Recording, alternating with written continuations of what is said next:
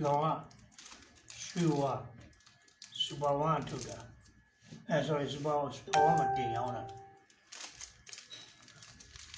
ချိန်ကြည့်အောင်မလို့ရှိဘူး66 gram အိုးရှော့ဒါကကျွန်တော်ထုတ်တဲ့စက်ပြအိုးရှော့သူကဘယ်လောက်နဲ့ရောင်းလဲသူက100နဲ့ရောင်းတယ်ကျွန်တော်ကလည်းဒါဘယ်လောက်လဲ50ပဲအရင်50ပဲ100နဲ့ရောင်းတယ်63သူက66နော်ကျွန်တော်က60နဲ့3နောက်တစ်ခုကကျွန်တော်က85ဒီကောင်က9 gram ပိုးတယ်နော်ဒီနေလောက်ဆိုတော့ပဲ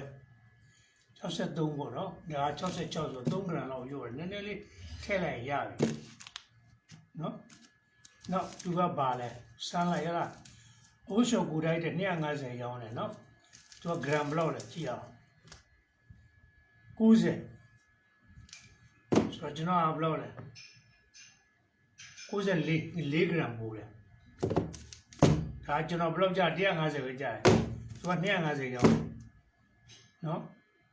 အဲ့ဒါလေးကျွန်တော်လုတ်ပြမယ်ဦးနော်လုတ်ပြမယ်ဆိုလွယ်လွယ်လေးပါအမှန်တန်လွယ်တယ်ဆိုတော့ဒီမှာဒါလေးနဲ့ပဲကျွန်တော်လောင်းပြမှာပေါ့နော်လေးခွဲတော့မျှပြီးလောင်းပြမယ်ကျွန်တော်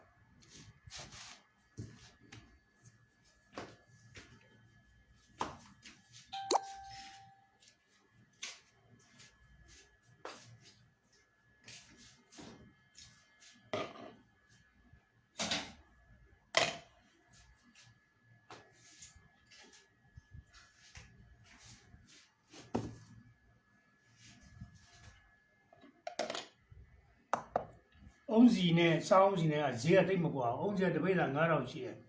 စောင်းစီက4500လောက်ရှိတယ်ကွာနော်ဆိုတော့အုံးစီကတော့စီချက်ပြီးတော့မစားဘူးပေါ့လုပ်ငန်းသုံးတာပေါ့အုံးစီကတအားကောင်းတယ်အမြုပ်အားကောင်းတယ်ပစ္စည်းရဲ့အထိုးခံတယ်နော်အုံးစီပဲသုံးတင်တယ်အုံးစီထည့်ပြီး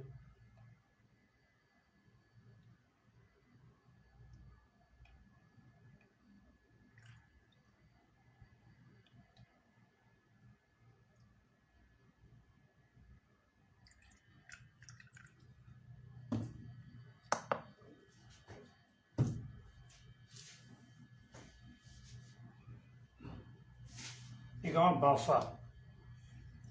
ဆိုတာဒီ acid ကိုဓာတုဗေဒမှာ CO acid လို့ခေါ်တယ် caustic ကို base လို့ခေါ်တာပေါ့ acid နဲ့ base နဲ့ဆွဲတဲ့က P7 8 9 10ပေါ့အဲ့ဒီအမှတ်ကိုကျွန်တော်တို့လောက်တာ7 8ကြီးပဲ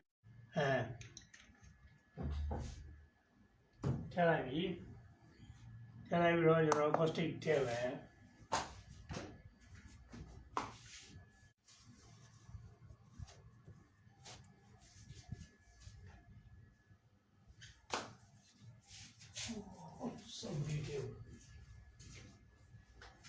စောပြီးချင်မှာ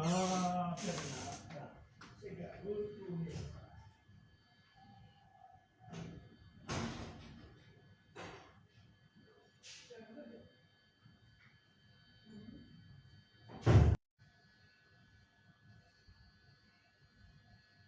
ေတကယ်လုံးမယ်ဆိုတော့ကျွန်တော်တို့သူ့ကို level ယူရမှာပေါ့နော်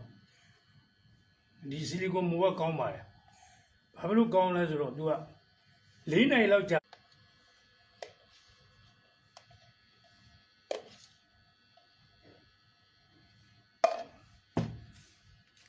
ဒီလိုလေးလုပ်လိုက်ကြရင်သူကလှလိုက်တာကြည့်လိုက်နော်ဆက်ပြအဲ့တော့ဒီဟာသူကပြတာဒါသူ